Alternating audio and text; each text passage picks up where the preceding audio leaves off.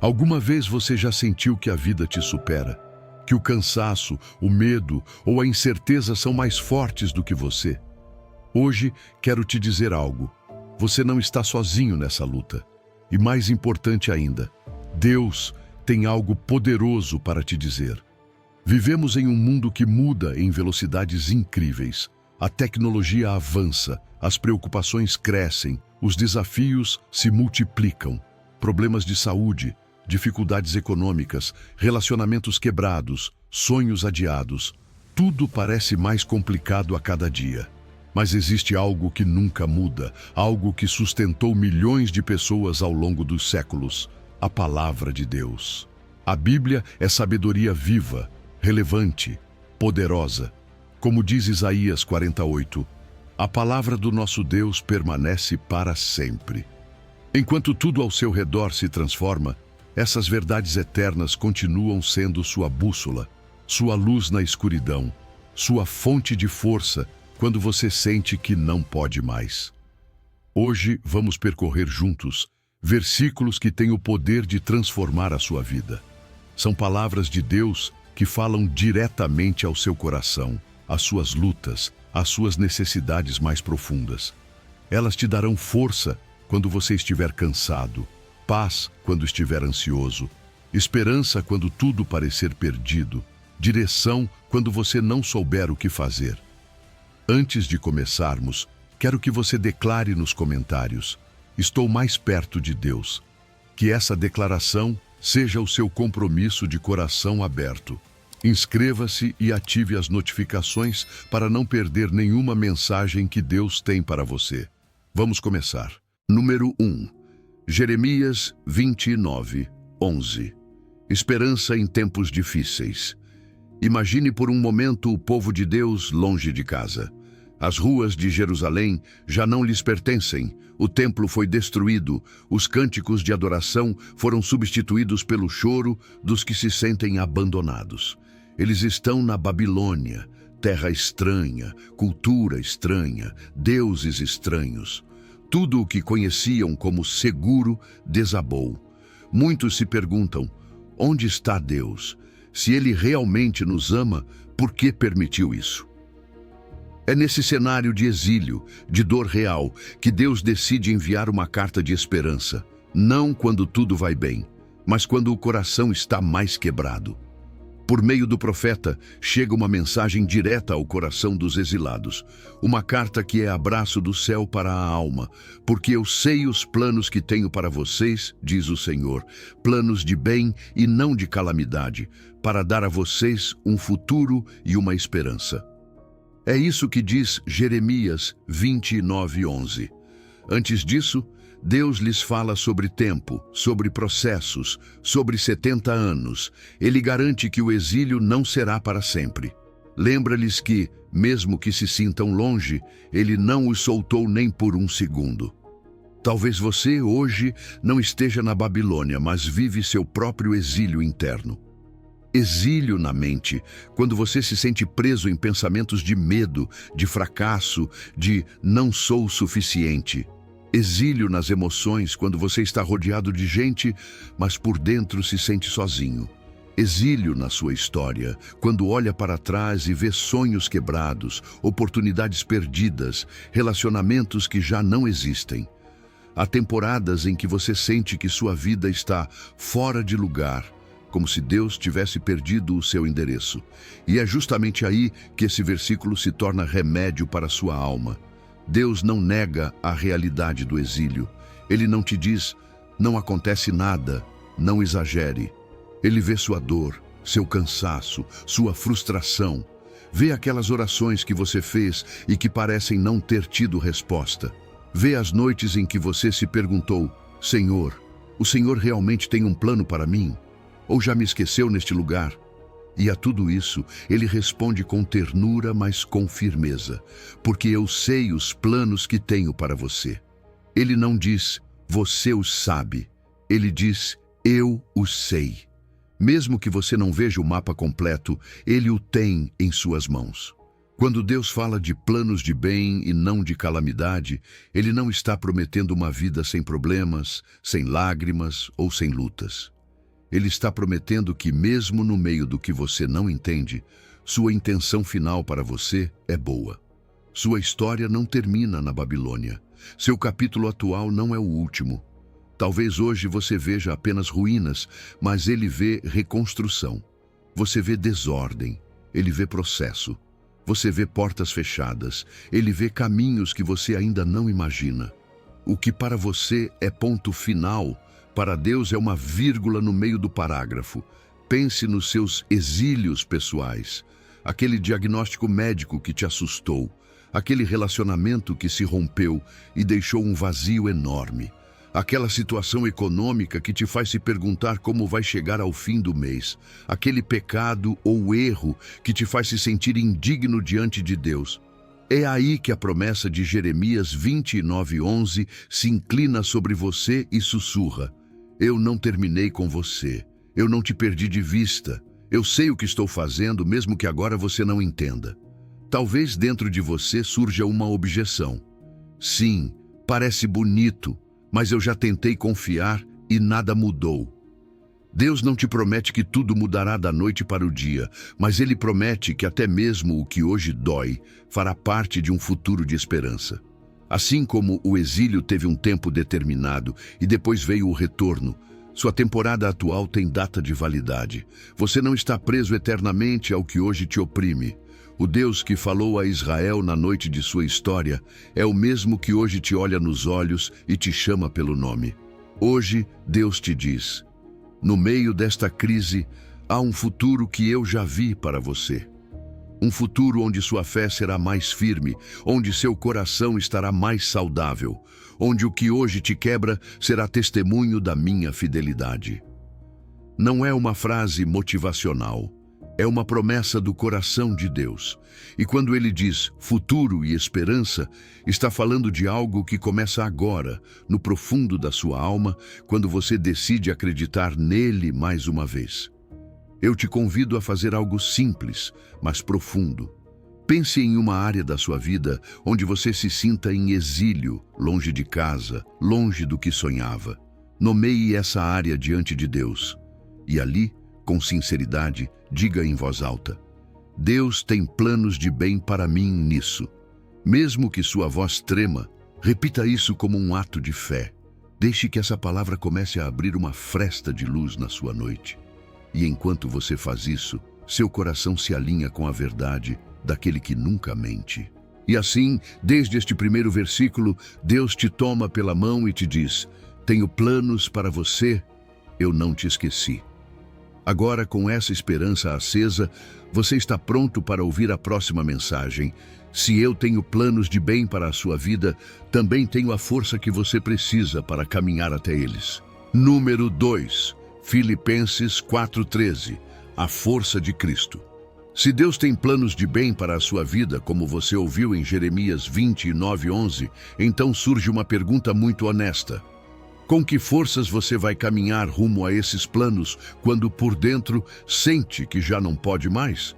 É aí que aparece este versículo que muitos sabem de memória, mas poucos provaram em profundidade. Tudo posso naquele que me fortalece. Filipenses 4:13. Talvez você já tenha visto em canecas, camisetas, redes sociais como um slogan de sucesso. Mas hoje, Deus quer te entregar isso não como frase motivacional, e sim como remédio para o seu cansaço. Pense por um momento em quem escreveu essas palavras. Não foi um pregador sentado em um palco confortável. Foi Paulo, um homem preso, acorrentado, com um futuro humano incerto, mas com uma alegria que ninguém podia roubar. Logo antes de dizer, tudo posso em Cristo, ele confessa algo muito profundo em Filipenses 4:12. Sei viver humilhado e sei viver em abundância. Em toda maneira e em todas as coisas estou instruído, tanto a ter fartura como a ter fome, tanto a ter abundância como a padecer necessidade. Ou seja, Paulo não estava falando sobre conquistar tudo o que sonha, mas sobre suportar tudo o que lhe acontece, porque Cristo é a sua força. É aqui que Deus quer corrigir com amor um mal-entendido. Tudo posso em Cristo não significa tudo o que eu desejo, Deus vai me conceder. Não é licença para caprichos espirituais, é uma declaração de resistência santa. Com Cristo, consigo permanecer firme mesmo quando as coisas não saem como eu quero. Posso atravessar pobreza ou abundância, saúde ou doença, portas abertas ou fechadas, porque não caminho com minhas forças, e sim com as dele. Não se trata de sucesso mundano, mas de perseverança espiritual. Talvez você ouça isso hoje com o coração exausto. Você acorda cansado, vai dormir cansado e sente que a vida está maior do que você consegue carregar. Há contas, problemas familiares, preocupações com o futuro, feridas do passado que ainda doem. E no meio disso tudo, sua mente talvez tenha usado este versículo como mais uma cobrança. Tenho que aguentar tudo, tenho que ser forte. A Bíblia diz que tudo posso. Mas escute bem, este versículo não te manda ser um super-herói. Ao contrário, ele te permite ser fraco, porque declara que a força não vem de você, mas de Cristo. Imagine Paulo acorrentado, escrevendo com mãos desgastadas, mas com o espírito aceso, murmurando enquanto registra: tudo posso naquele que me fortalece. Ele não está dizendo, eu sou invencível, está dizendo, meu Cristo é suficiente. É como uma bateria divina recarregada diretamente do coração de Jesus. Quando suas reservas se esgotam, quando você já não consegue administrar seus pensamentos, emoções e responsabilidades, Ele te oferece sua própria força interior para que você continue mais um dia, mais um passo, mais uma oração. Deus sabe que você está cansado. Ele não minimiza seu esgotamento, não zomba da sua fraqueza. Pelo contrário, Ele a acolhe. A graça de Cristo se move exatamente aí, onde você já não consegue. Tudo posso em Cristo é, na verdade, um grito de dependência humilde. Sozinho eu não consigo, mas contigo eu consigo. É reconhecer que sem Ele você se quebra, mas com Ele, mesmo tremendo, continua de pé. Pense nas situações concretas em que você já disse, não aguento mais. Não aguento mais este luto, este casamento difícil, este filho que não entendo, este trabalho que me desgasta, esta solidão que pesa. É exatamente aí que entra a promessa. Não é, você pode com tudo. É Cristo pode te sustentar em tudo. Ele não promete que tudo será fácil, mas promete que você não viverá nada sozinho, nem com sua própria força. Sua presença se torna uma força silenciosa dentro de você. Da próxima vez que você sentir que já não pode, pare um momento, feche os olhos se puder e diga em voz alta, devagar: Cristo é a minha força, Cristo é a minha força, Cristo é a minha força. Não diga como fórmula mágica, mas como entrega consciente. É como abrir a porta do seu cansaço e dizer: entra aqui, Senhor, sustenta o que eu não posso sustentar. E enquanto você repete essa verdade, deixe que ela desça da mente para o coração. Que não seja apenas um versículo decorado, mas uma convicção que se instala, que cria raízes dentro de você. Ali, nesse lugar secreto onde ninguém vê, o Espírito Santo começa a renovar seu ânimo, a te dar uma paz que não tem explicação lógica, a te oferecer a força exata para o passo que vem, não para toda a vida de uma vez, mas para hoje. Deus te diz hoje, através de Filipenses 4:13, que Ele não espera perfeição de você, espera confiança. Ele não te pede energia ilimitada, Ele te oferece sua força inesgotável. E quando você aceita isso, algo muda. Você para de exigir de si mesmo ser mais forte e começa a se apoiar mais nele. E assim, sustentado por sua força, você pode dar o próximo passo deste caminho: aprender a se deixar guiar. Número 3. Provérbios 3:5-6. Vida guiada por Deus. Agora que você sabe de onde vem a sua força, precisa de algo igualmente importante: direção. Para onde caminhar? Como decidir em meio a tantas vozes que te dizem o que fazer, o que escolher, o que buscar? É aí que entra esta palavra tão poderosa de Provérbios 3:5-6, onde Deus te sussurra: confia no Senhor de todo o teu coração e não te estribes no teu próprio entendimento. Reconhece-o em todos os teus caminhos e ele endireitará as tuas veredas. Não é só um versículo para memorizar, é um estilo de vida que pode transformar a maneira como você toma decisões todos os dias. Deixa eu te perguntar algo, com sinceridade. Em que você realmente confia quando precisa decidir? Na sua experiência, no que os outros esperam de você, no que a cultura diz ou na voz de Deus? A cultura moderna vende a autossuficiência como virtude máxima. Você consegue sozinho, siga sua intuição, faça o que quiser. Mas o Senhor te oferece algo mais profundo. Não que você desligue sua mente, mas que a coloque debaixo da sua sabedoria. Confiar em Deus de todo o coração significa que sua segurança não está no que você calcula, mas no que Ele vê a partir de sua perspectiva eterna. Imagine que você está diante de uma grande encruzilhada, sem mapa, com caminhos que se dividem e nenhum parece claramente marcado. Se você se guia só pelo que vê, pode escolher uma trilha que parece fácil no começo, mas termina em vazio. Confiar apenas na sua própria prudência é como caminhar à noite sem luz, achando que conhece a estrada. Mas confiar em Deus é como ter um GPS perfeito, que vê cada curva, cada perigo, cada atalho que você não enxerga. Ele não só conhece o destino, ele conhece também a melhor rota para o seu coração. Quando a palavra diz, reconhece-o em todos os teus caminhos, fala de integrar Deus em absolutamente tudo. Decisões de trabalho, estudos, relacionamento, finanças, amizades, serviço, tempo. Não se trata de buscar a Deus apenas nas coisas espirituais e deixar o resto de lado. Seu Deus não é um visitante ocasional que você consulta em emergências. Ele é o Senhor de toda a sua vida. Você e eu sabemos que muitas vezes oramos pelos grandes problemas, mas decidimos sozinhos no pequeno.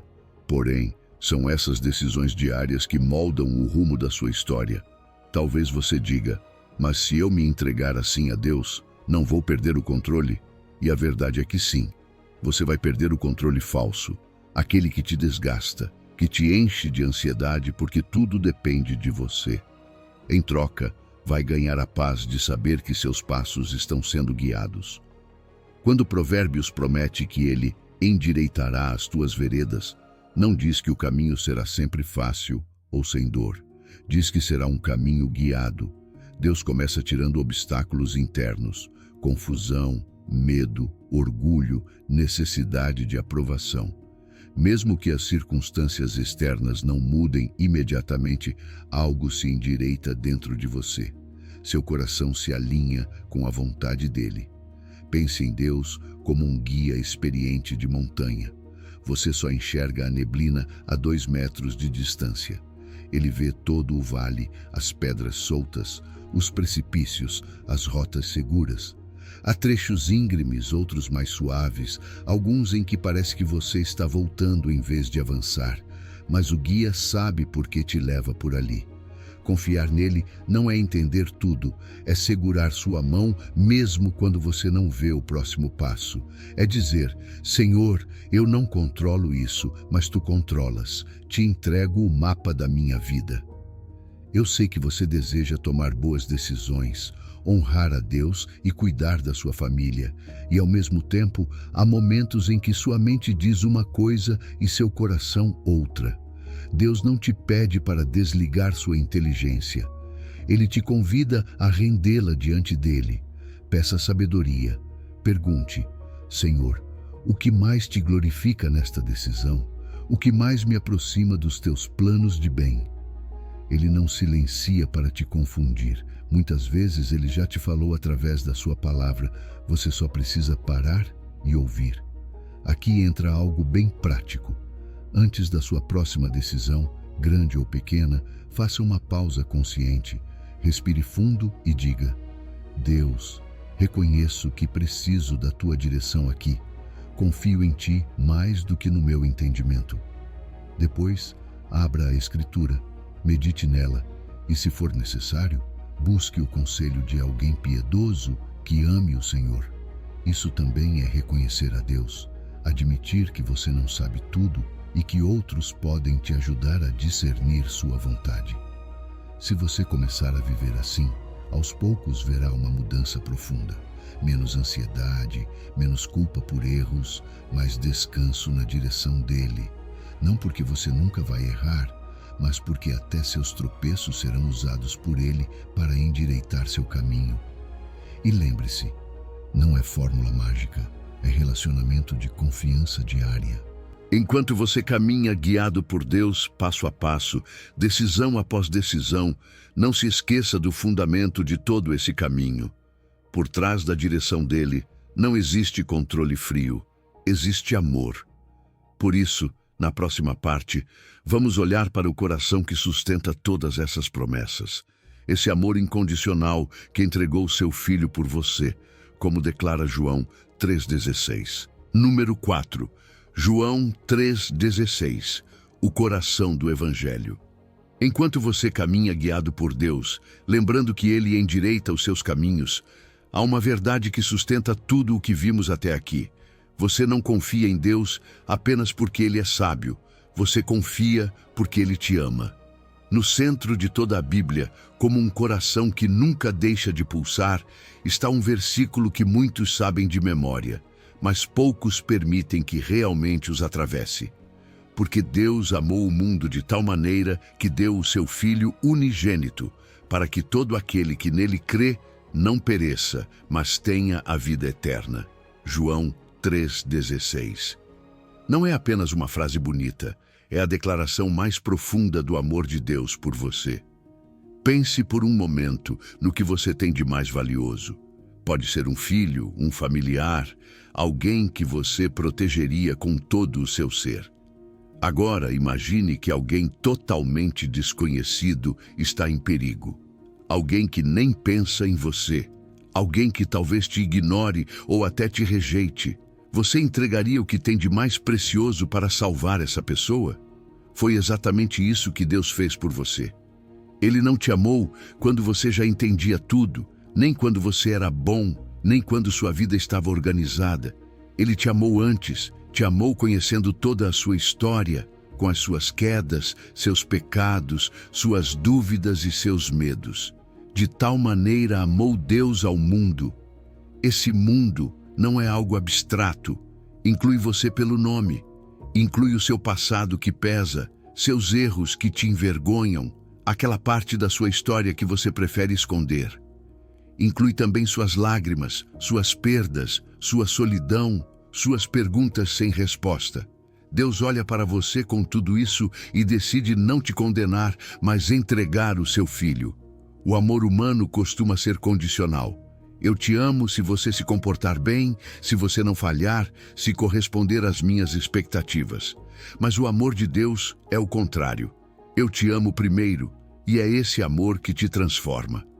Talvez seja difícil acreditar que Deus te ama assim. Talvez você tenha ouvido muitas vezes, Deus é amor. Mas sua experiência de dor, abandono ou traição faz você duvidar. Talvez você pense, se Deus me amasse, Ele não teria permitido isso. E, no entanto, quando você olha para a cruz, vê uma resposta silenciosa, mas poderosa. Jesus não veio prometer uma vida sem dor. Ele veio carregar com você o peso do pecado, da culpa, da separação. Na cruz, Deus te diz, prefiro entregar o meu filho do que perder você para sempre. Não existe amor maior do que esse, para que todo aquele que nele crê não pereça, mas tenha a vida eterna. Observe esse todo aquele. Não diz os perfeitos, os que nunca falham, os religiosos exemplares. Diz todo aquele. Isso significa que você não está fora do alcance desse amor. Não importa o quanto você sinta que se desviou, quantas vezes prometeu mudar e não conseguiu, quantas máscaras colocou para esconder sua dor. Esse amor vem ao seu encontro exatamente como você está hoje. A salvação não é um prêmio pelo esforço, é um presente imerecido recebido pela fé. E essa vida eterna não é apenas um bilhete para o céu depois da morte. É uma vida nova que começa agora, aqui, no meio da sua realidade. Vida eterna é viver em comunhão com Deus, saber que você não está sozinho, que tem um Pai que te escuta, um Salvador que te compreende, um Espírito Santo que te consola e fortalece. É uma vida na qual, mesmo enfrentando problemas, você já não caminha como um órfão, mas como um filho amado. E isso muda tudo. Dá sentido ao seu sofrimento, propósito à sua história, esperança ao seu futuro. A boa notícia é clara. Deus te amou, Deus entregou, Deus abriu um caminho para você. Mas toda boa notícia pede uma resposta. A resposta não é complicar-se com rituais, mas abrir o coração e crer. Crer que esse amor é também para você. Crer que Jesus morreu pelos seus pecados e ressuscitou para te dar vida nova. Crer que você não precisa se salvar sozinho, que não precisa conquistar o amor de Deus com as suas forças. Crer e descansar. Talvez sua oração hoje possa ser tão simples como: Senhor Jesus, creio que Tu morreste por mim. Quero receber o Teu amor e a Tua vida eterna. Entra no meu coração, faz-me novo. Daí nasce um convite: viver em gratidão. Quando você entende, mesmo que um pouco, o que Deus fez por você na cruz, sua forma de viver muda. Você já não obedece por medo, mas por amor. Já não busca a Deus apenas quando teme o castigo, mas porque sabe que nele está o seu lar. E esse amor não fica preso dentro de você. Ele começa a transbordar para os outros. O mesmo amor que você recebe começa a compartilhar, perdoando, servindo, ouvindo, acompanhando. Te convido a algo muito simples, mas profundo. Hoje, pare ao menos por 3 minutos, em silêncio, e repita devagar: Deus me ama incondicionalmente. Deixe essa frase entrar na sua mente, nas suas emoções, nas suas feridas. Não discuta com ela, apenas receba. Deixe que o Espírito Santo a sussurre ao seu coração repetidas vezes. Que essa verdade desça da cabeça para o coração. Porque quando ela se firma em você, encontra a força necessária para seguir adiante. Esse amor que entregou o seu filho por você não vai te deixar no meio do caminho.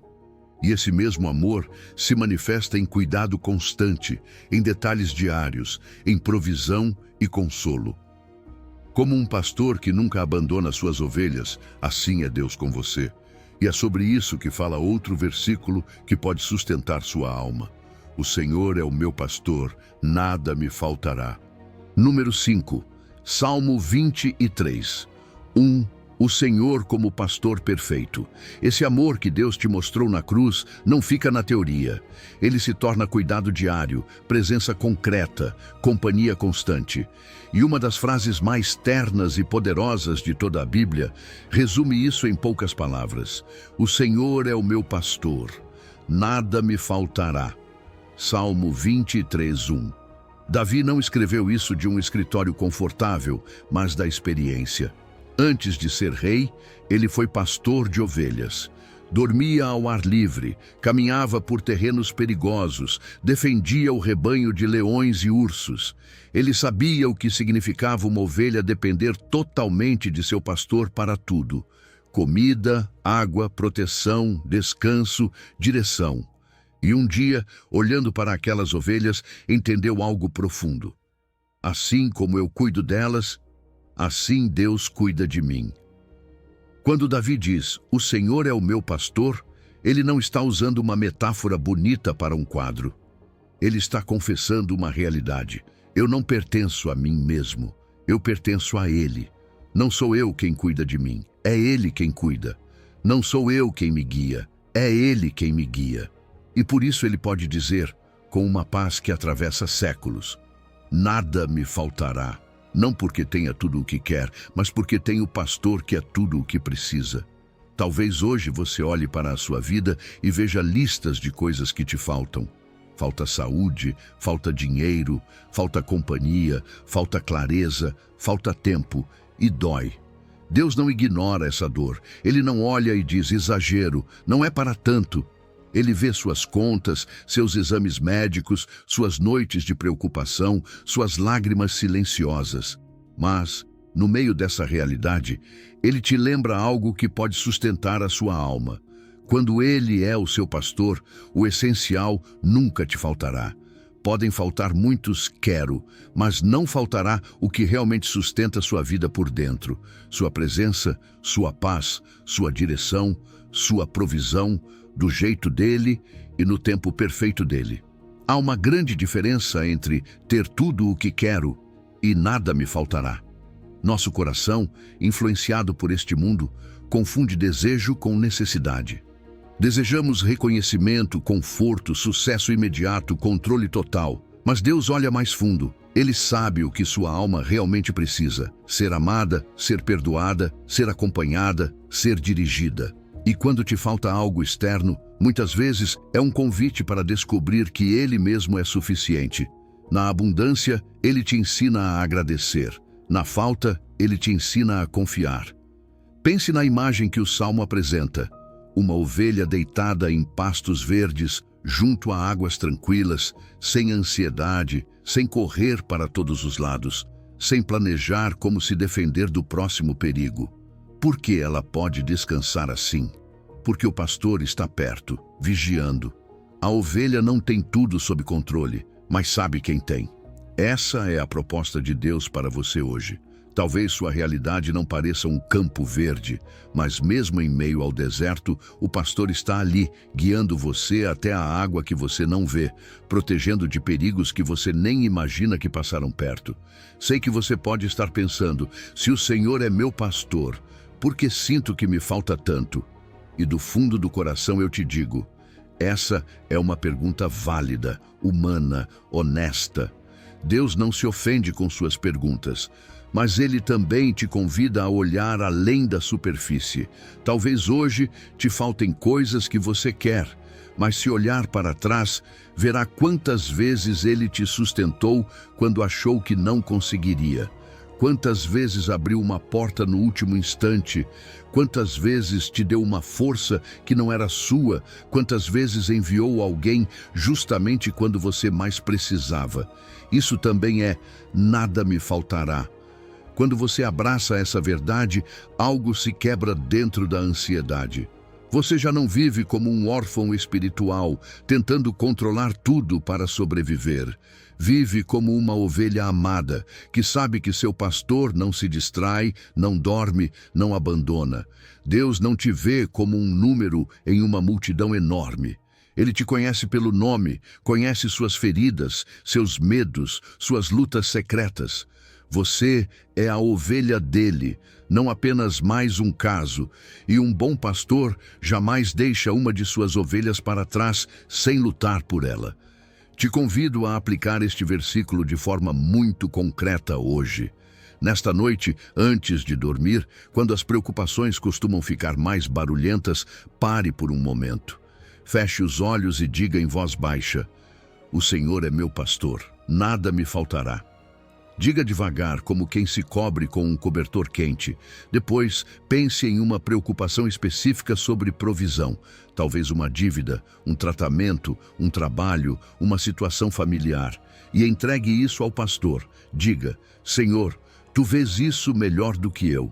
Eu não sei como vai se resolver, mas hoje escolho crer que, se Tu és meu pastor, o essencial não me faltará. Permita que essa frase se torne uma oração, quase como um sussurro da sua alma. Tu és meu pastor, eu sou tua ovelha. Guia-me, cuida de mim, provê o que sabes que eu preciso. E acredite, essa oração não cai no vazio. O pastor perfeito escuta, se inclina, fortalece, abre caminhos onde você só via paredes. Esse cuidado não é apenas para os dias bons, quando tudo sai como você espera. Ele também alcança os momentos difíceis, os vales escuros, as temporadas em que nada faz sentido. E ali, no meio do que mais te dói, há outra promessa poderosa que lembra que Deus não só te cuida, mas pode transformar até mesmo o mais duro em algo para o seu bem. É sobre isso que fala Romanos 8:28. Número 6. Romanos 8:28, providência de Deus. Esse cuidado de que falávamos, esse amor de pastor que não te solta, não é apenas para os dias bons. Deus também está agindo naqueles momentos que você mesmo gostaria de apagar da sua história. E aqui entra uma das promessas mais profundas que você pode abraçar. Sabemos que aos que amam a Deus, todas as coisas cooperam para o bem. Romanos 8:28. Escute bem, todas as coisas, não apenas as bonitas, não apenas os sucessos, não apenas as orações respondidas do jeito que você queria, também o choro, as perdas, as traições, os silêncios, as temporadas em que nada parece fazer sentido. Talvez quando você ouve "todas as coisas cooperam para o bem", seja difícil acreditar, porque há coisas na sua vida que não são boas. Há injustiças que te marcaram, doenças que você não pediu, separações que partiram seu coração. Deus não diz que essas coisas sejam boas em si mesmas. Ele não romantiza sua dor, não pede que você a disfarce com frases prontas. Há maldade real, há decisões erradas, há feridas profundas. Mas é justamente aí que aparece a clareza do coração de Deus. Ele não causa tudo de ruim, mas pode redimir tudo. Pode pegar o que o inimigo quis usar para te destruir e transformar em parte de um bem maior que hoje você ainda não vê. Pense em José, o jovem vendido pelos próprios irmãos, arrancado do seu lar, acusado injustamente, preso. Anos de dor, de perguntas, de noites longas.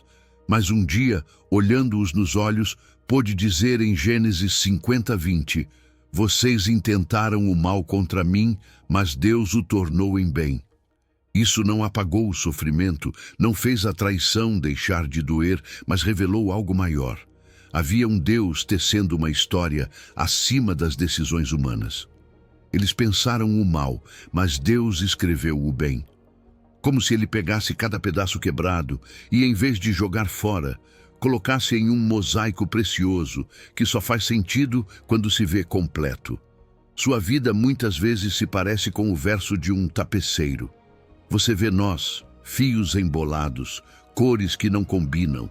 Da sua perspectiva, só existe caos. Mas Deus está olhando o outro lado, o desenho que Ele mesmo está bordando com paciência. Onde você vê fios soltos de dor, Ele vê linhas de graça. Onde você vê perdas, Ele está preparando o terreno para algo novo. Talvez hoje você não consiga aplaudir pelo que viveu, mas pode confiar naquele que está segurando a agulha e o fio. Eu sei que às vezes você está tão ferido que qualquer frase soa vazia. Tudo acontece por um motivo, te dizem, e dentro de você algo se fecha, porque parece que estão minimizando sua dor. Deus não fala assim. Ele não te diz, não exagere, já vai passar. Ele se aproxima da sua ferida, a vê, leva a sério, chora com você. E desse lugar de empatia ele te sussurra, filho, filha, eu posso redimir isso. Não vou desperdiçar seu sofrimento. Nada do que você viveu será inútil em minhas mãos. Essa é a diferença. Não se trata de justificar o que te fizeram, mas de confiar no que Ele pode fazer com isso.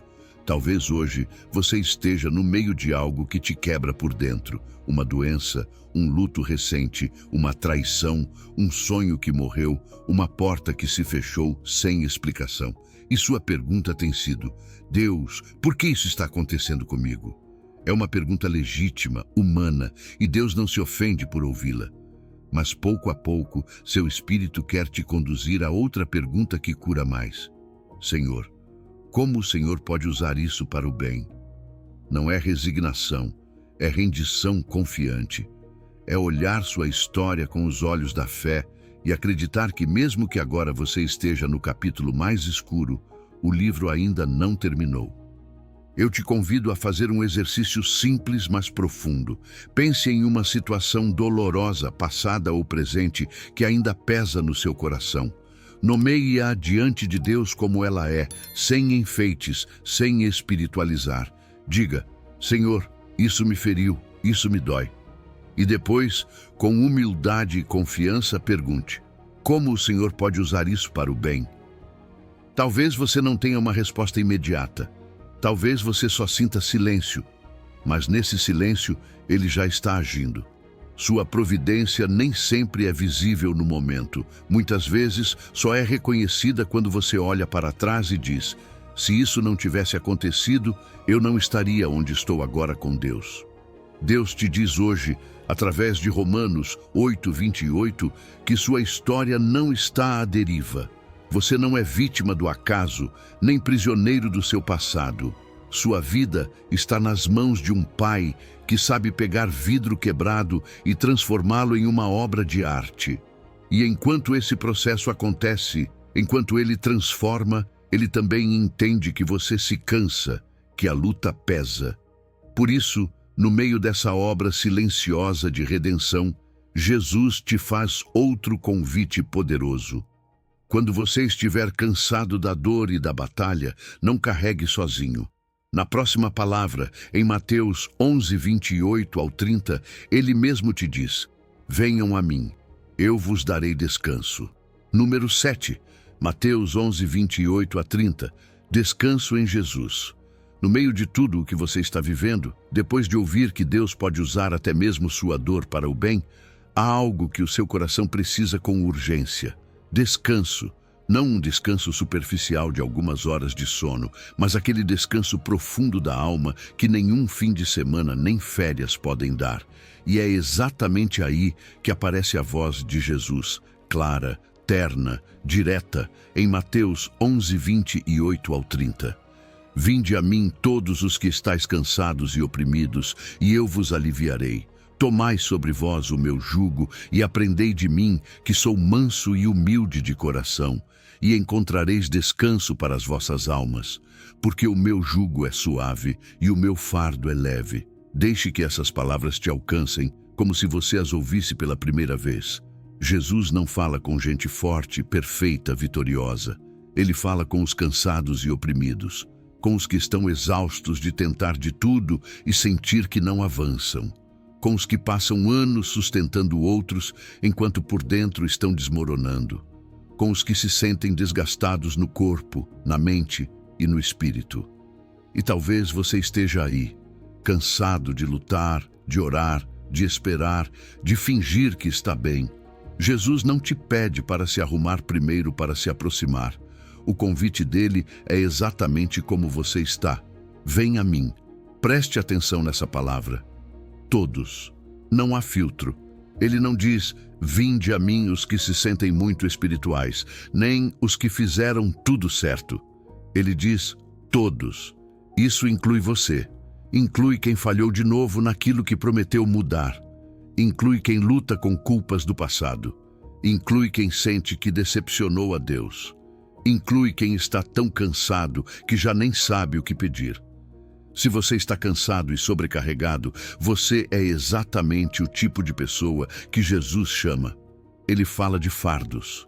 Fardos que podem ser físicos, o corpo exausto, o trabalho duro, as responsabilidades diárias. Fardos emocionais, perdas, lutos, preocupações, feridas do coração. Fardos espirituais, culpa, vergonha, sensação de estar longe de Deus, dúvidas que pesam. Jesus vê tudo isso.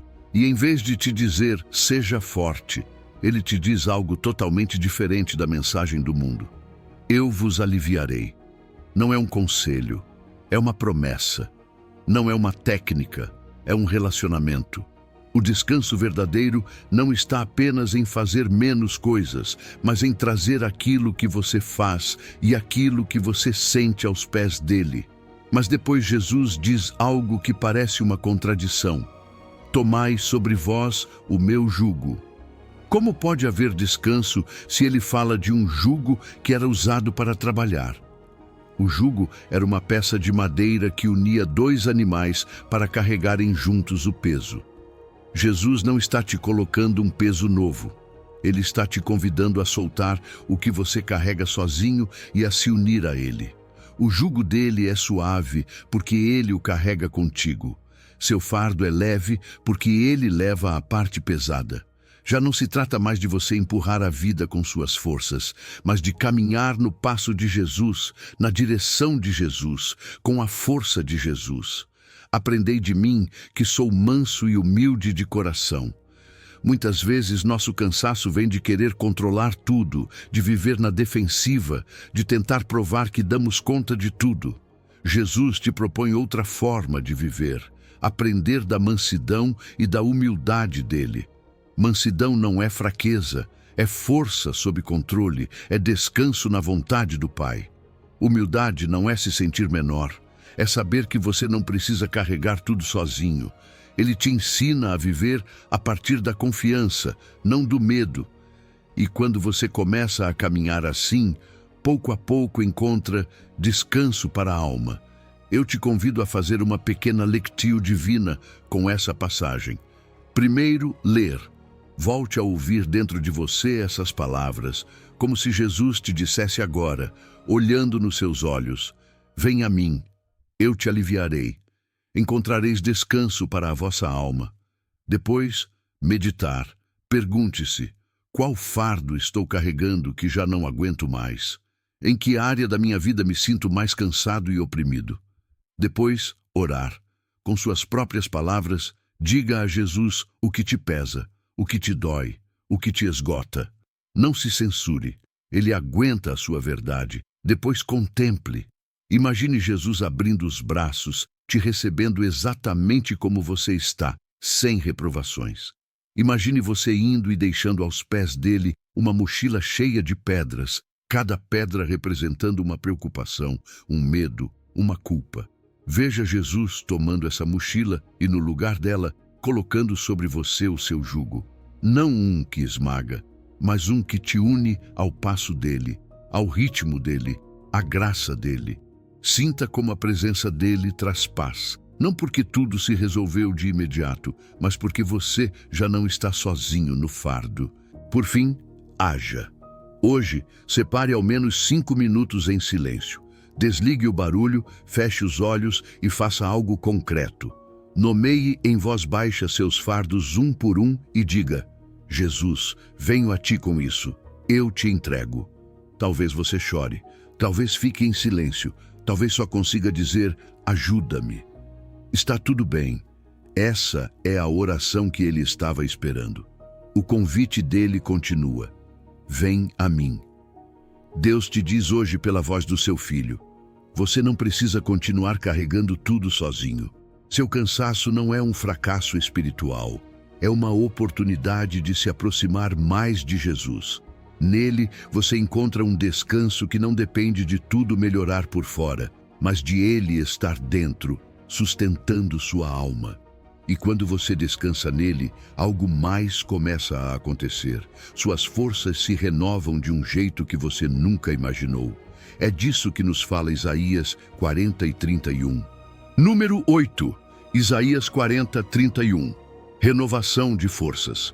Depois de descansar em Jesus e deixar seus fardos aos pés dele, surge outra pergunta no seu coração. E agora? Como continuo? De onde vou tirar forças para o que vem pela frente?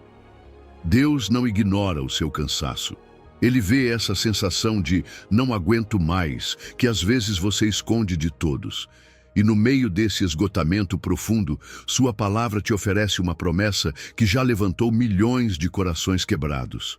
Isaías 40, 31 diz: os que esperam no Senhor renovarão as suas forças, subirão com asas como águias, correrão e não se cansarão, caminharão e não se fatigarão. O contexto em que essa promessa foi proclamada não era um tempo fácil.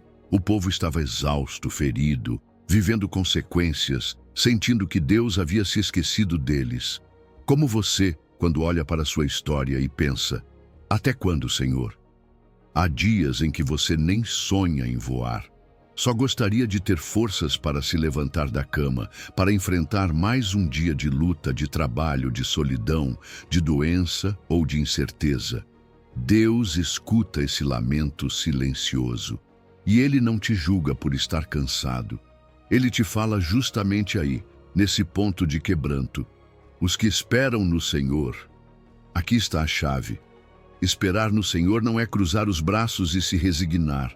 Não é dizer, não farei mais nada e apagar o coração. Esperar em Deus é uma atitude ativa de fé. É continuar orando quando você não vê resposta.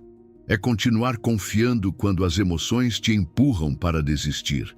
É continuar obedecendo mesmo sem entender todo o caminho. Esperar nele é dizer, Senhor, não vejo o final, mas sei que tu continuas fiel. Eu me agarro a ti. Talvez você sinta que já está esperando há muito tempo.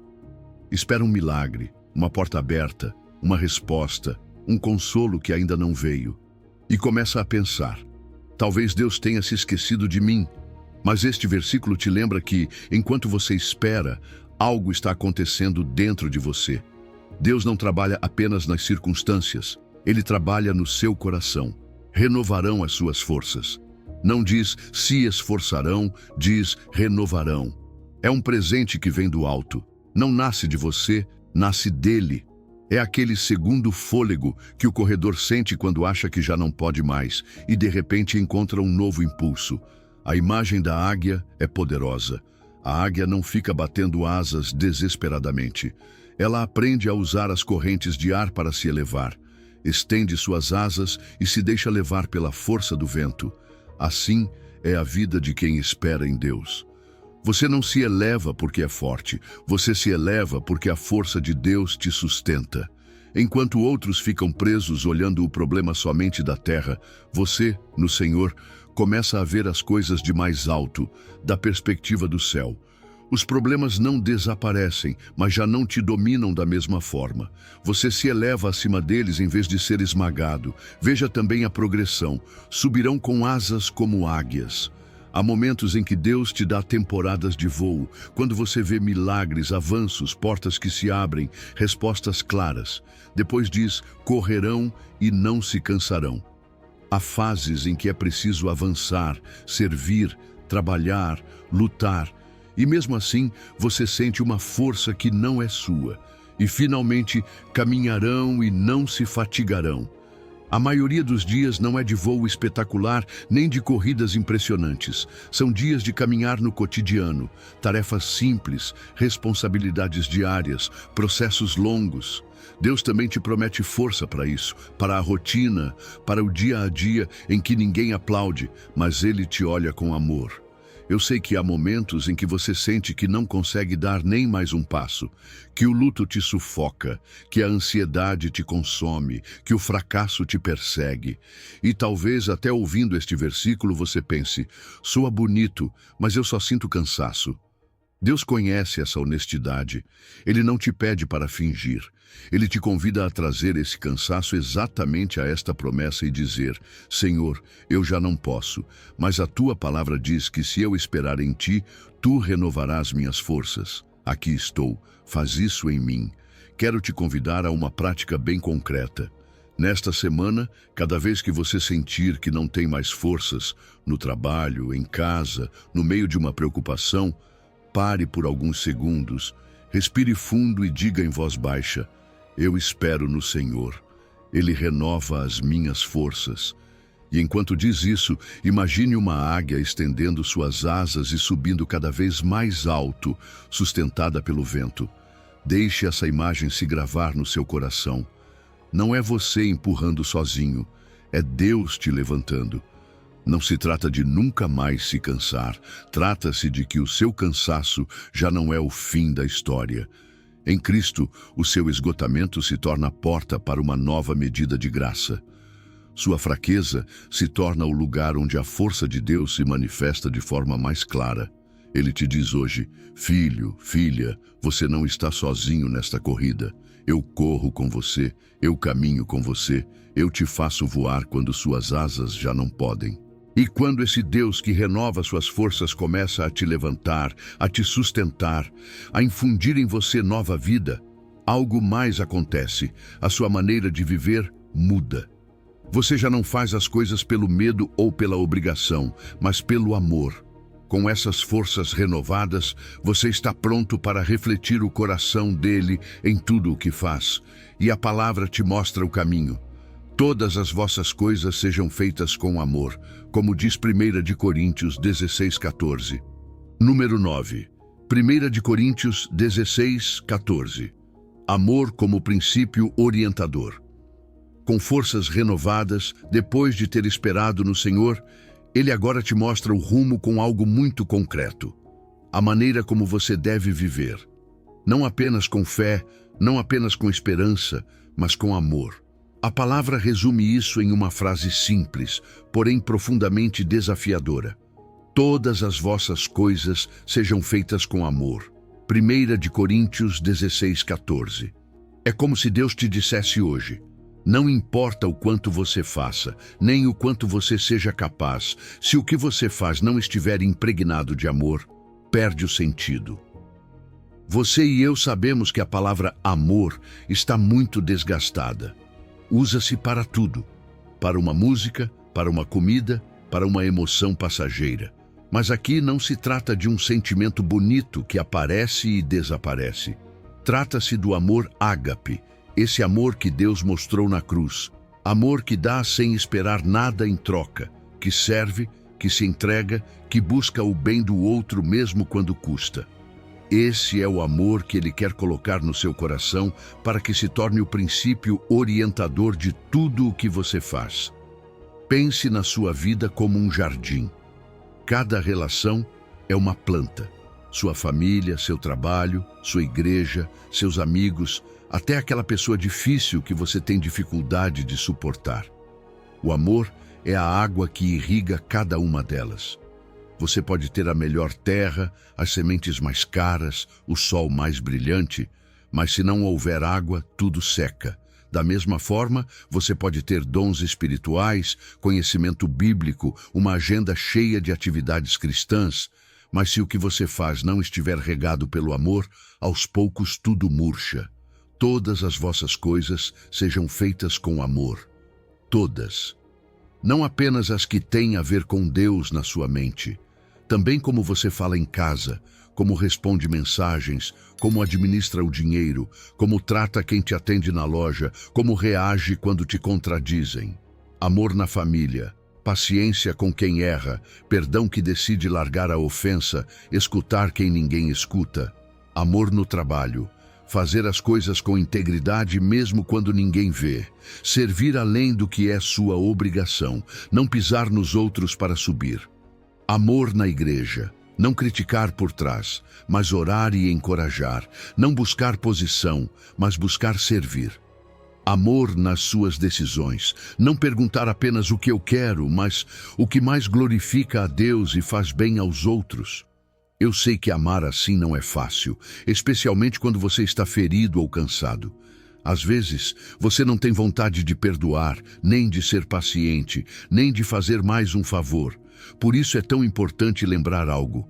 Deus não te pede para amar somente com o seu amor humano.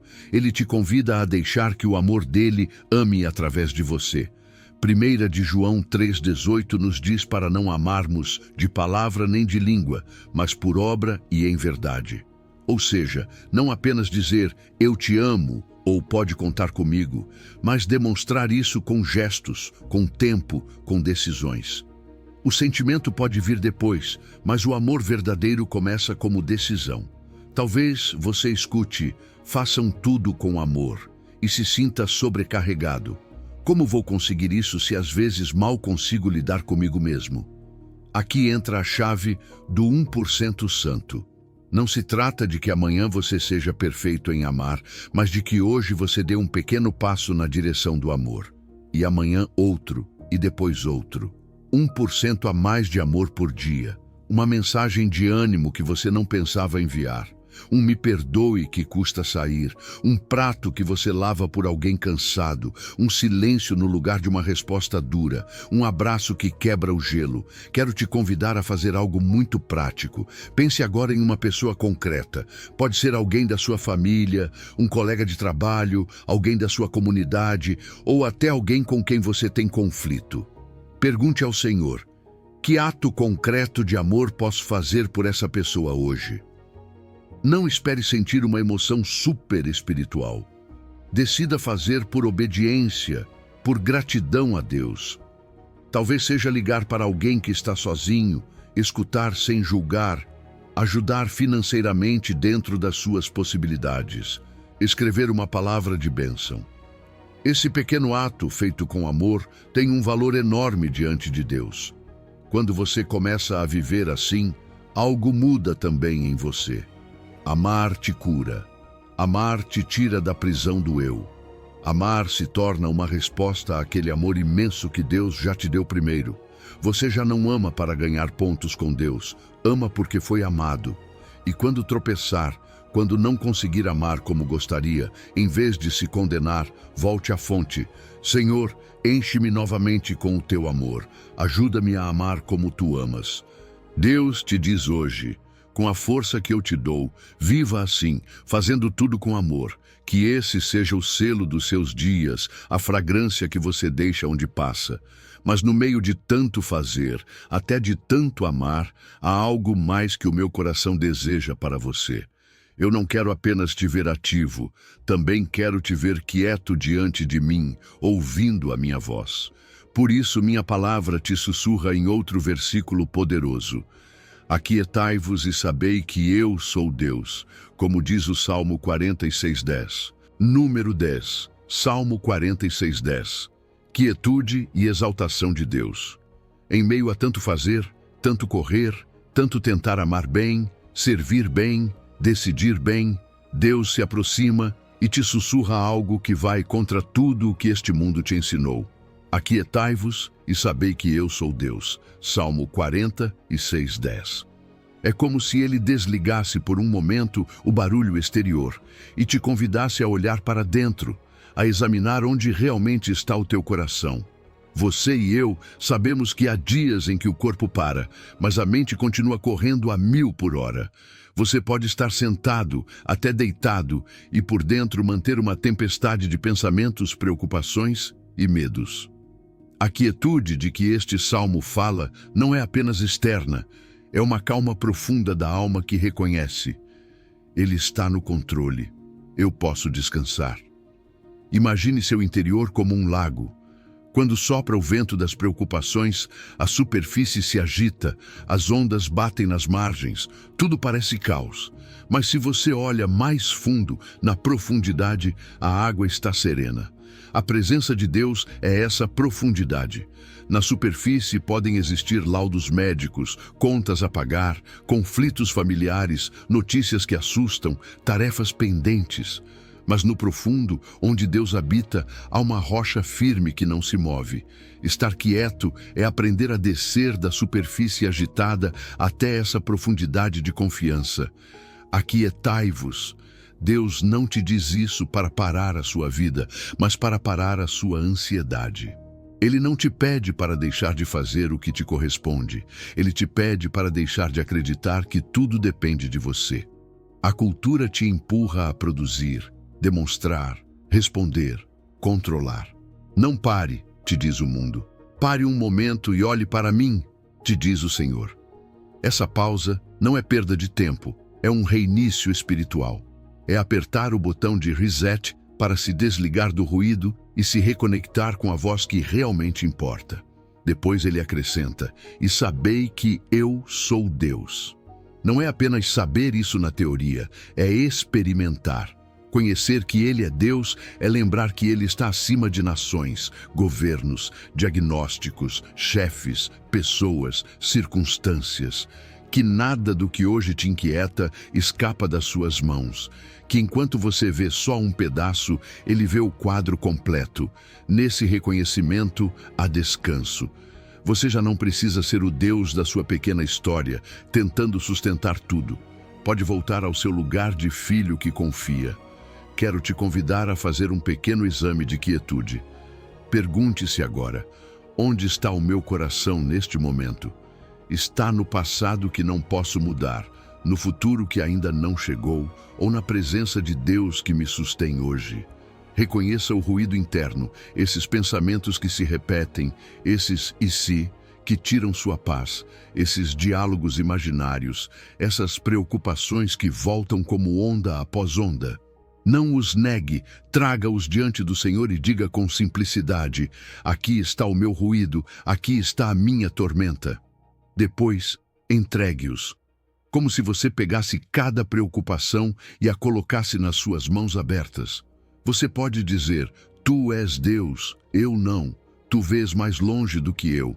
Hoje eu escolho entregar isso aos teus pés. Não é magia, é um ato de fé. Talvez a emoção não mude na hora, mas algo começa a se alinhar dentro de você quando aceita que não é você quem precisa controlar tudo. Agora vem o passo que muitas vezes pulamos: simplesmente estar. Não pedir, não planejar, não tentar entender tudo. Apenas estar diante de Deus. Respirar fundo e, nessa respiração, deixar entrar a verdade da sua presença. Hoje, pratique pelo menos 2 minutos de quietude. Feche os olhos, se puder. Inspire lentamente e, ao expirar, repita em sua mente: tu és Deus, eu descanso em ti. De novo e de novo. Não lute contra os pensamentos que vierem. Sempre que aparecerem, volte suavemente a essa frase: tu és Deus, eu descanso em ti. Talvez sua mente, acostumada ao ruído, se rebele. Vai te dizer que você está perdendo tempo, que há coisas urgentes, que você não pode parar. Mas, na verdade, essa pausa está te salvando.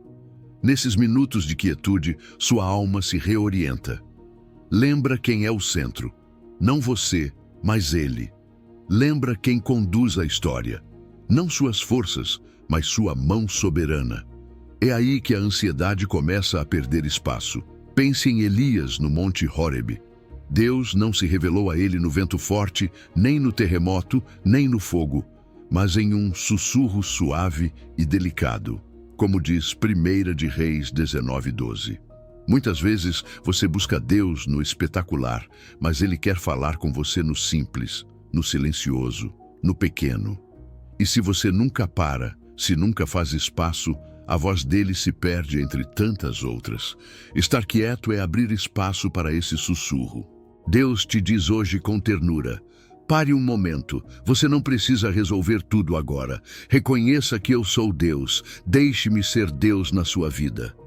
A partir dessa quietude, você não sai igual. Sai renovado, mais centrado, menos controlador, mais confiante. E então está pronto para voltar ao mundo, não como alguém esmagado pela pressa, mas como alguém que bebeu da paz de Deus. A partir dessa quietude, renovado por dentro, você pode sair para o seu dia lembrando quem você é em Cristo. Você não foi chamado apenas para sobreviver, foi chamado para brilhar. E é a partir desse descanso profundo, desse sei que Ele é Deus, que você pode viver o que Jesus declarou sobre você. Vós sois a luz do mundo. Número 11. Mateus 5:14-16. Luz do mundo. Desde essa quietude da qual temos falado, desde esse silêncio onde o seu coração aprendeu a descansar em Deus, agora o Senhor toma você pela mão e lhe diz algo que pode mudar completamente a forma como você se vê. Vocês são a luz do mundo. Não é uma frase poética, é uma declaração de identidade. Em Mateus 5:14-16, Jesus diz: vocês são a luz do mundo. Uma cidade edificada sobre um monte não pode ser escondida. Nem se acende uma lâmpada e se coloca debaixo de um caixote, mas no velador, e ela ilumina a todos que estão em casa.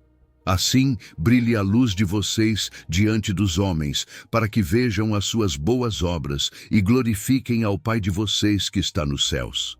Quero que você ouça essas palavras como se Jesus estivesse dizendo a você agora mesmo, olhando nos seus olhos, chamando você pelo nome.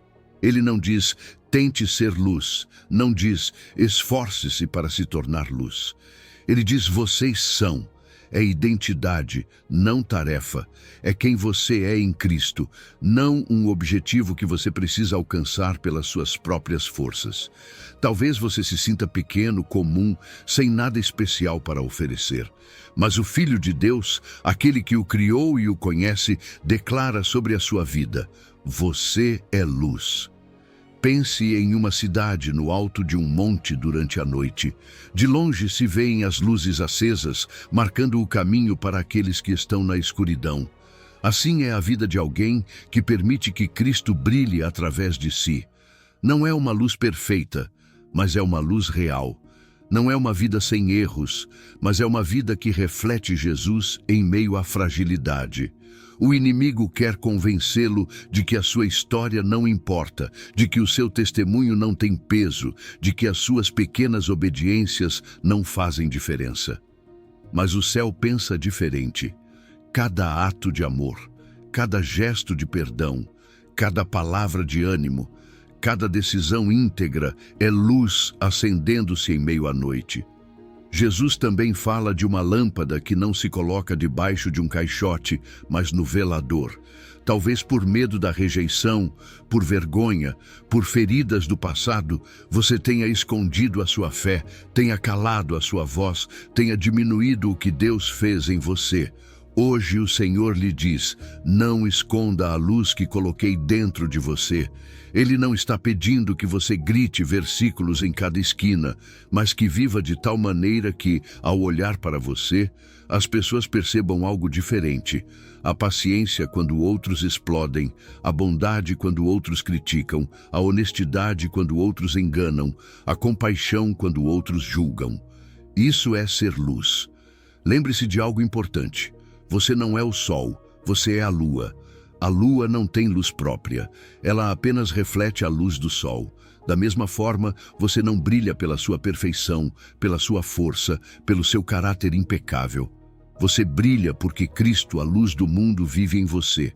Quanto mais você se aproxima dele, quanto mais o contempla, quanto mais habita em sua presença, mais a sua luz se reflete nas suas palavras, nas suas decisões, nos seus gestos cotidianos. Não se trata de impressionar o mundo, trata-se de revelar Jesus.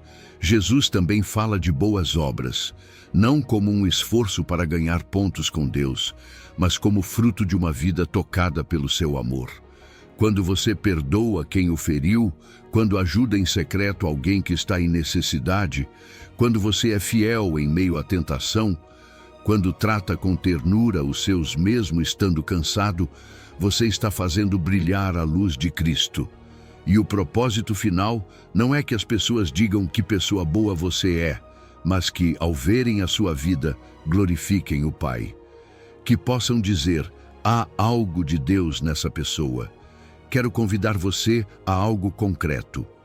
Pense em um lugar específico onde você passa muito tempo. Sua casa, seu trabalho, seu bairro, seu grupo de estudo, sua igreja. Pergunte ao Senhor: como posso ser luz aqui hoje? Ouça o que Ele coloca no seu coração. Talvez Ele inspire você a enviar uma mensagem de ânimo, a pedir perdão, a oferecer ajuda, a ouvir sem julgar, a orar em silêncio por alguém que está sofrendo. Não subestime o pequeno. O céu vê cada faísca acesa. E se dentro de você surgir uma voz dizendo: eu não posso, tenho medo, não sou suficiente, quero que você saiba que Deus já sabe. Ele sabe que às vezes o medo paralisa você, que você se pergunta se realmente pode brilhar em meio a tanta escuridão. Por isso, depois de dizer que você é luz, Ele também lhe dá uma promessa para quando o temor quiser apagar essa luz. Na próxima palavra, o próprio Deus se aproxima do seu coração trêmulo e lhe diz: não temas, porque eu estou contigo. Número 12. Isaías 41, 10. Não temas, eu estou contigo. Sei que quando você escuta que é luz, algo dentro de você se alegra. Mas também algo treme. Você se pergunta se realmente pode brilhar em meio a tantos problemas, com tantos medos dentro de si. E ali, exatamente ali, Deus se inclina para o seu coração e lhe fala com uma das promessas mais ternas e poderosas de toda a Escritura. Em Isaías 41:10, ele diz: não temas, porque eu estou contigo. Não te assombres, porque eu sou o teu Deus. Eu te fortaleço, eu te ajudo e eu te sustento com a minha destra fiel. Hoje não é um versículo para outros, é Deus falando com você, pelo seu nome. Pense nos medos que o acompanham. Medo da doença, de um diagnóstico, de perder a saúde. Medo das finanças, de não chegar ao fim do mês, de ficar sem trabalho. Medo do futuro, daquilo que você não pode controlar, de decisões que você não sabe como tomar. Medo de relacionamentos quebrados, de ficar sozinho, de ser rejeitado.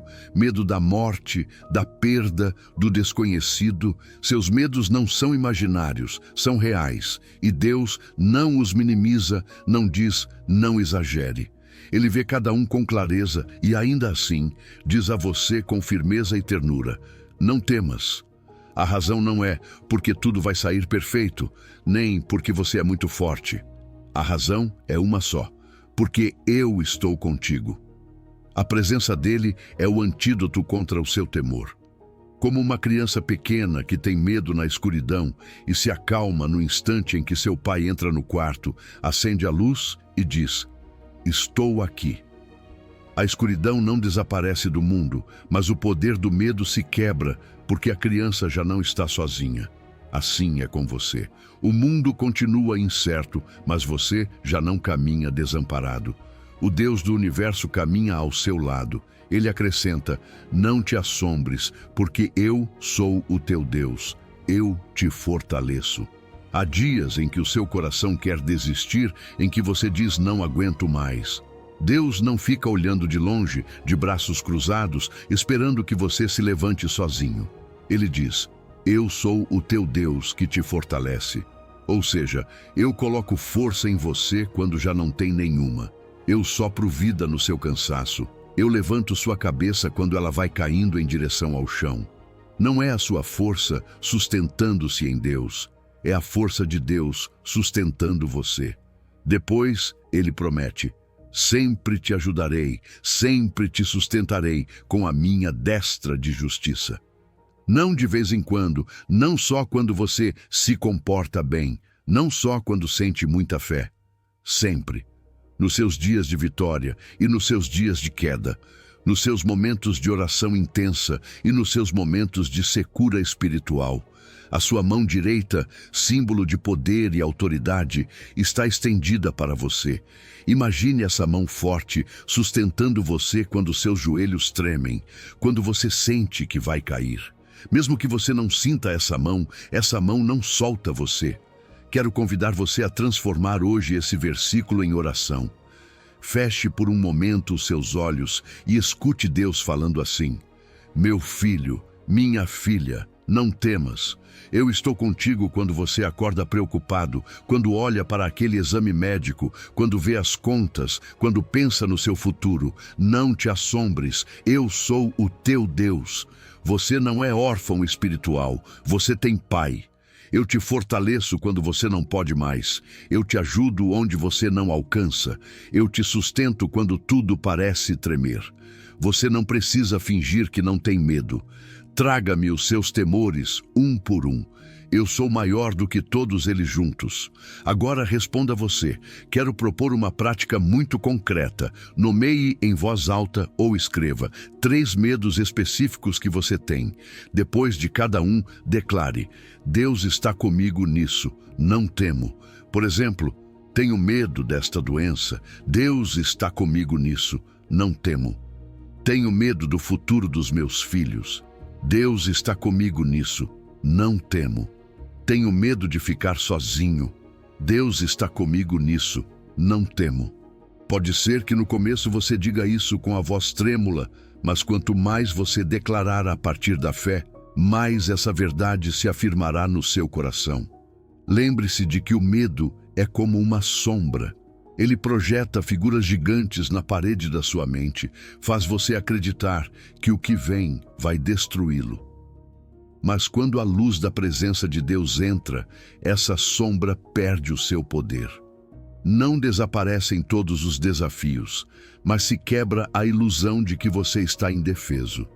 Você começa a olhar as suas circunstâncias não a partir do "e se tudo der errado?", mas do "mesmo sem entender, Deus está comigo e isso basta".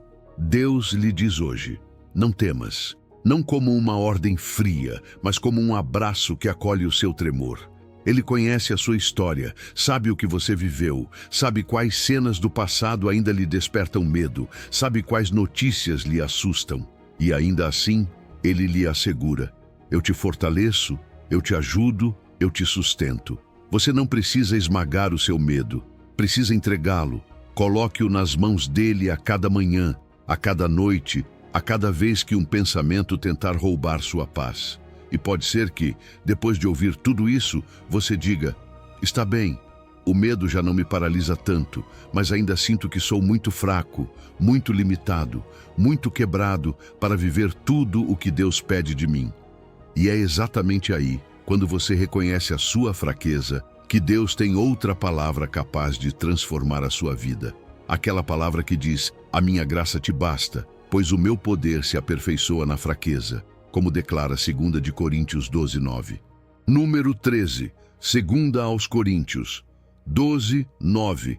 Minha graça é suficiente. Há algo dentro de você que talvez não diga muito, mas que conhece bem. Aquela sensação de não estar à altura, de ser fraco demais, quebrado demais, inconstante demais. Você já pensou mais de uma vez: se eu fosse mais forte, mais espiritual, mais perfeito, Deus poderia me usar de verdade. E, no entanto, é exatamente aí que o Senhor quer falar com você hoje. Porque a sua palavra não esconde a fraqueza dos seus filhos. Ao contrário, coloca-a em primeiro plano para mostrar a sua graça. Pense em Paulo. Não estamos falando de qualquer pessoa, mas de um homem que viu visões, plantou igrejas, escreveu cartas inspiradas pelo Espírito Santo. E ainda assim, ele mesmo conta que tinha um espinho na carne, algo que o fazia sentir-se frágil, limitado, ferido. Não sabemos exatamente o que era, mas sabemos isto: doía. Tanto que pediu 3 vezes ao Senhor que o tirasse. Você também já fez essa oração: Senhor, tira isso de mim, tira esta fraqueza, esta luta, este limite. A resposta que Paulo recebeu não foi a que esperava, mas foi a que o transformou para sempre. O Senhor lhe disse: a minha graça te basta, porque o meu poder se aperfeiçoa na fraqueza. 2 aos Coríntios 12:9. Ele não disse: algum dia te farei perfeito e nunca mais sentirás dor. Ele disse: minha graça é suficiente para você. Aí mesmo, no que te dói, no que você não entende, no que sente que te limita, ali eu vou mostrar o meu poder. Quando Deus diz: minha graça é suficiente, Ele não está dizendo: vou te dar o mínimo para você não cair de vez. Graça suficiente não é escassez, é abundância disfarçada. É como uma mesa que parece pequena, mas quando você começa a usá-la, descobre que sempre há mais pão, mais água, mais consolo, mais força. Talvez você olhe para a sua vida e pense: me falta. Mas Deus olha para a sua graça e diz: em mim te sobra. O poder se aperfeiçoa na fraqueza. Isso quebra nossa lógica humana. Nós queremos sempre mostrar nossa melhor versão, esconder o que está quebrado, maquiar aquilo que nos envergonha. Mas Deus trabalha ao contrário. Quando você é forte em si mesmo, é fácil acreditar que tudo conquista por seu próprio esforço. Quando você se sabe fraco, cada pequeno passo se torna testemunho de que Ele o sustenta. É como um vaso de barro rachado. Você poderia pensar que já não serve, que o ideal seria um sem rachaduras. Mas quando a luz se acende dentro, justamente pelas rachaduras, a luz sai para fora. Suas rachaduras não o arruinam, são os lugares por onde a glória de Deus se deixa ver. Olhe para a história bíblica. Moisés dizia que era pesado de língua, que não sabia falar, e Deus o usou para confrontar o faraó e anunciar sua palavra. Gideão se via pequeno, medroso, escondido, e Deus o chamou de homem valente e corajoso, e o usou para libertar Israel com um exército reduzido. Paulo se reconhecia fraco, perseguido, golpeado, e ainda assim o Senhor o usou para levar o Evangelho aos confins do mundo conhecido. Deus não os escolheu porque eram perfeitos, mas porque estavam disponíveis. Eu sei que você odeia sentir-se fraco, que dói quando você falha de novo, quando reage como não queria, quando seu corpo ou suas emoções não aguentam mais. Você olha para seu espelho interior e pensa: Deus deve estar cansado de mim. Mas escute bem, Ele não pede perfeição, pede sinceridade. Ele quer que você traga essa fraqueza aos seus pés, não que a esconda. Que você diga: Senhor, aqui está o que mais me envergonha, o que mais me frustra. Eu já não sei o que fazer com isso, mas tu sabes. Faz desta ferida um lugar de graça. Quero convidar você a uma pequena metanoia, uma mudança de mente. Primeiro, olhe sua fraqueza de frente. Não a negue, não a maquie. Reconheça-a. Pode ser seu caráter, sua história, um vício, um medo, um trauma, uma limitação física, um pecado contra o qual luta. Segundo, permita que doa, mas leve essa dor a Deus, não à autoacusação. Terceiro, decida crer no que Ele diz, que essa fraqueza não o desqualifica, mas pode tornar-se um altar onde seu poder se manifesta. E quarto, volte a Ele sempre, todos os dias, apoiando-se não em sua capacidade, mas em sua graça. Faça hoje algo muito concreto. Escolha uma fraqueza sua, aquela que você costuma esconder. Nomeie-a diante de Deus e ore: Senhor, isso sou eu, sem máscaras. Entrego-te esta fraqueza. Não quero que ela seja desculpa para me afastar de ti. Quero que seja espaço para que tu mostres o teu poder. Que te baste a tua graça em mim, que o teu poder se aperfeiçoe na minha fraqueza. Deus lhe diz hoje com amor profundo: Filho, filha, pare de fugir da sua fragilidade. Ela não me assusta, não me surpreende. Eu a conheço melhor que você. E ainda assim, eu o escolhi, eu o chamei, eu o amei. Minha graça é suficiente para você, não porque você seja suficiente, mas porque eu sou. E quando você começa a viver a partir dessa certeza, algo se libera dentro de você. Você já não precisa provar nada, já não vive escravo do perfeccionismo nem da culpa. Caminha sabendo que vai de mãos dadas com um Deus cuja graça o sustenta. E com essa segurança, com esse coração que sabe que é amado mesmo sendo fraco, você pode entrar em um lugar ainda mais profundo, o lugar de refúgio permanente, aquele abrigo do Altíssimo, de que fala o Salmo 91, 1 e 2, onde você aprenderá a habitar sob a sua sombra todos os dias. Número 14, Salmo 91, 1 a 2, proteção do Altíssimo. Quando você começa a acreditar de verdade que a graça dele é suficiente para você, algo no seu coração se aquieta. Você já não está lutando para ganhar o favor de Deus, agora deseja permanecer nele. E é aí que entra este tesouro do Salmo 91, 1, 2, que diz: Aquele que habita no esconderijo do Altíssimo descansará à sombra do Onipotente. Direi do Senhor: Ele é o meu Deus, o meu refúgio, a minha fortaleza, e nele confiarei. Não é apenas poesia bonita, é um convite concreto, deixar de visitar Deus de vez em quando e fazer da presença dele a sua casa permanente. Talvez você tenha percebido que, muitas vezes, busca a Deus como quem busca um hotel de emergência. Quando há tempestade, você corre, se abriga, chora, clama, e quando as águas acalmam um pouco, você volta para a sua vida normal e se afasta sem perceber. E quando chega outra crise, você corre outra vez. Deus é tão bom que até assim ele te recebe. Mas o Salmo 91 fala de algo mais profundo, do que habita no esconderijo do Altíssimo, não apenas do que passa por lá de vez em quando. Habitar é palavra de permanência, é viver, estabelecer-se, criar raízes, é ter um endereço permanente, não uma moradia temporária. O Salmo usa imagens fortes e ternas ao mesmo tempo: esconderijo, sombra, refúgio, fortaleza. Esconderijo fala de proximidade, calor, abrigo íntimo. Sombra fala de frescor em meio ao calor, proteção do sol que queima. Refúgio é o lugar seguro para onde você corre quando há perigo lá fora. Fortaleza é a estrutura firme, inabalável, que não cai diante do ataque. Tudo isso é Deus para você quando decide habitar nele. Imagine uma casa forte no meio de uma tempestade intensa. Lá fora, o vento açoita, a chuva bate nas janelas, trovões ecoam. Mas lá dentro há luz, há calor, há teto, há abrigo.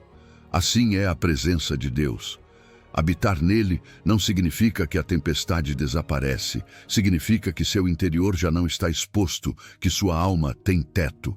A chuva pode continuar caindo, mas não encharca o seu coração, porque você está no esconderijo do Altíssimo. O Salmo não apenas descreve um lugar, também descreve uma resposta. Direi do Senhor: Ele é o meu Deus, o meu refúgio, a minha fortaleza, e nele confiarei. Perceba esse direi. Não basta saber que Deus é refúgio em teoria. É preciso declarar isso pessoalmente, apropriar-se. Meu refúgio, minha fortaleza, meu Deus. Cada vez que sua mente se enche de notícias, preocupações e se, você pode escolher responder com essa confissão de fé. É como abrir a porta e entrar novamente em casa. Tu és o meu refúgio, Senhor. Eu habito em ti. E aqui entra algo muito importante. Habitar no esconderijo do Altíssimo envolve entrega e também mordomia. Entrega, porque você decide dar a Deus não apenas seus problemas, mas toda a sua vida. Ele deixa de ser apenas o lugar para onde corro quando tudo dá errado e passa a ser o centro em torno do qual giram seus dias, decisões e relacionamentos. Você diz: Senhor, não quero apenas que me resgates em emergências, quero que sejas a minha morada. Mordomia, porque você cuida desse relacionamento. Volta a ele em oração, medita na palavra, cultiva a consciência da presença dele no cotidiano. Eu sei que às vezes você sente que não tem tempo, que o trabalho, a família e as responsabilidades ocupam tudo. Mas habitar em Deus não é adicionar mais um peso à sua lista, é mudar o lugar de onde você faz tudo o que já faz. Não é apenas um momento devocional isolado, que também é importante, mas viver o dia como quem está à sombra do Onipotente. Enquanto cozinha, enquanto trabalha, enquanto viaja, você pode ir dizendo no seu interior: Aqui estou, Senhor, em ti vivo, em ti habito, tu és o meu refúgio agora mesmo. Quero te convidar a uma prática simples, mas poderosa. Todas as manhãs, assim que abrir os olhos, antes de tocar no celular, sussurre: Senhor, hoje eu habito em ti, tu és o meu refúgio e a minha fortaleza. E durante o dia, cada vez que sentir a ansiedade querendo te arrastar, feche os olhos por um instante, respire fundo e repita: Estou no esconderijo do Altíssimo, à sombra do Onipotente. Essa frase se tornará uma chave que te traz de volta para casa, para a presença dele, vez após vez. Deus te diz hoje: eu não quero ser apenas o teu refúgio ocasional, quero ser tua morada. Quero que aprendas a viver no abrigo do meu coração, não apenas a te esconder nele quando tudo fica difícil. Aqui, comigo, há proteção, a paz, a direção, a força para cada dia. E enquanto você habita nele, lembre-se de algo mais. Este mundo ainda é um lugar de batalha espiritual. Por isso, para caminhar seguro sob a cobertura dele em meio a tantas lutas, você precisa vestir diariamente a armadura que ele te deu. E é sobre isso que fala Efésios 6:10-18, quando nos convida a nos fortalecer no Senhor e na força do seu poder, tomando toda a armadura de Deus. Número 15. Efésios 6:10-18. Armadura de Deus. Deus te diz hoje: para viver neste mundo, com tudo o que enfrentas a cada dia, não basta ter boas intenções nem depender da força humana. Você precisa estar fortalecido nele. Por isso, a palavra declara em Efésios 6:10-11: Revesti-vos de toda a armadura de Deus para que possais estar firmes contra as astutas ciladas do diabo. Não é uma imagem distante, é uma instrução diária para a sua vida espiritual. A vida cristã não é passeio turístico, é campo de batalha. Não contra pessoas, não contra carne e sangue, mas contra forças espirituais que buscam apagar sua fé, roubar sua paz, semear medo, desânimo e culpa. Por isso, se você tenta caminhar apenas com sua própria força, termina exausto, confuso, ferido. Mas Deus não te deixa desprotegido. Ele mesmo te entrega uma armadura completa, peça por peça, para que você possa resistir e avançar. Sua parte é simples, mas profunda. Decidir se revestir todos os dias. A armadura começa com o cinto da verdade. Em tempos em que tudo é relativo e a mentira se disfarça de opinião, Deus te convida a cingir sua vida com a sua verdade. Viver em honestidade com Ele e consigo mesmo. Reconhecer o que sente, o que pensa, o que dói, sem máscaras espirituais. Quando você ajusta o cinto da verdade, deixa de viver de aparências e começa a caminhar em transparência diante de Deus. Isso te dá firmeza. Um soldado sem cinto está desordenado, vulnerável. Depois vem a couraça da justiça. Não se trata do seu comportamento perfeito, mas da justiça de Cristo que cobre o seu coração. Caminhar em justiça é viver com um coração alinhado a Deus, buscando o que é reto mesmo quando ninguém vê. Cada vez que você escolhe perdoar em vez de se vingar, dizer a verdade em vez de mentir, preservar sua pureza em vez de ceder à tentação, você fortalece essa couraça. Protege seu coração, porque dele mana a vida. Seus pés calçam o preparo do Evangelho da Paz. Isso significa estar pronto para levar paz onde há conflito, esperança onde há desespero, consolo onde há dor. Talvez você não se veja como pregador, mas cada palavra gentil, cada gesto de serviço, cada ato de amor em nome de Jesus é evangelho em movimento. Quando você se levanta e diz, Senhor, usa-me hoje para levar tua paz a alguém, você se calça espiritualmente para caminhar em sua missão. Em suas mãos, Deus coloca o escudo da fé. A palavra diz que com ele você pode apagar todos os dardos inflamados do maligno, pensamentos de condenação, mentiras como Deus te abandonou, você não vale nada, não há esperança. Cada vez que você escolhe responder a esses dardos dizendo, eu creio no que Deus diz, não no que meu medo diz, você levanta o escudo. A fé nem sempre muda imediatamente o que você vê, mas protege por dentro para que o fogo da mentira não queime seu coração. Sobre sua cabeça, o capacete da salvação. Seus pensamentos são campo de batalha constante. O inimigo sussurra que você não é digno, que Deus está cansado de você, que seu passado te define. Mas o capacete da salvação te lembra quem você é em Cristo, perdoado, amado, aceito, filho ou filha de Deus. Quando você medita no que Jesus fez por você na cruz, quando lembra que seu nome está escrito nos céus, protege sua mente da confusão e do engano. Em sua mão, Deus coloca a espada do Espírito, que é a sua palavra. Esta não é um adorno, é arma viva. O próprio Jesus enfrentou a tentação dizendo, está escrito.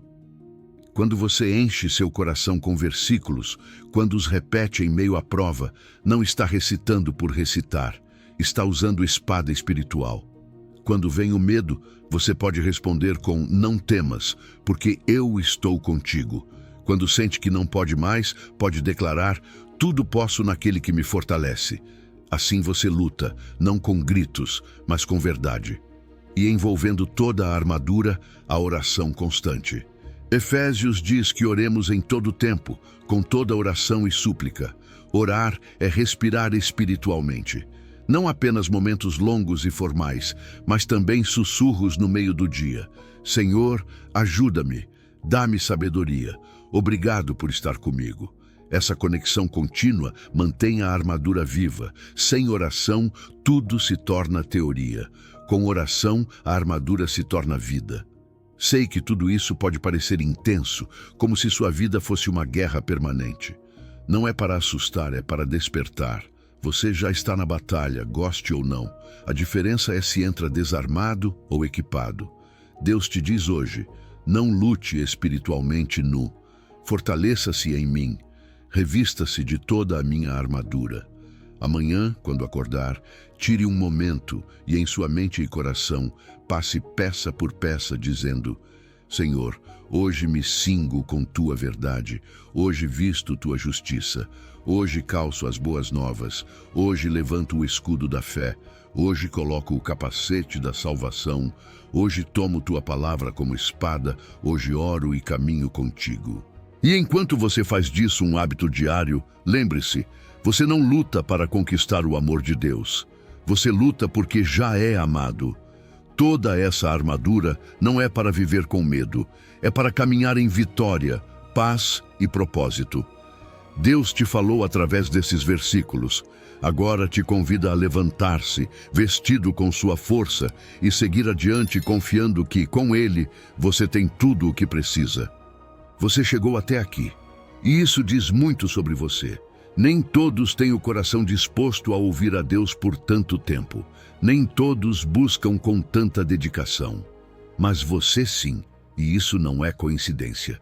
Deus está trabalhando em você, moldando seu coração, fortalecendo sua fé. Primeiro, a palavra de Deus não é antiga nem irrelevante. É viva, atual, poderosa. Fala aos seus problemas de saúde, às suas preocupações financeiras, aos seus relacionamentos quebrados, à sua busca por propósito. Transcende o tempo porque fala ao eterno dentro de você, sua alma. Segundo, Deus te acompanha em cada momento. Na crise, Ele te dá esperança. Na fraqueza, Ele te dá força. Na confusão, Ele te dá direção. No cansaço, Ele te dá descanso. No medo, Ele te dá proteção. Você não está sozinho, nunca esteve. Terceiro, sua vida tem um propósito divino. Você é amado sem condições, cuidado como ovelha pelo pastor perfeito, chamado para ser luz neste mundo escuro, equipado com tudo o que precisa para viver em vitória espiritual. Sua existência não é acidente, é projeto de Deus. Se você chegou ao final deste vídeo, é uma pessoa dedicada e comprometida com seu crescimento espiritual. Isso fala do seu caráter, da sua fome por Deus, da sua determinação em viver uma vida com propósito. Continue buscando, continue crescendo. A aproximação com Deus é uma jornada contínua e cada passo vale a pena. Nos vemos no próximo vídeo. Que Deus te abençoe e te guarde sempre.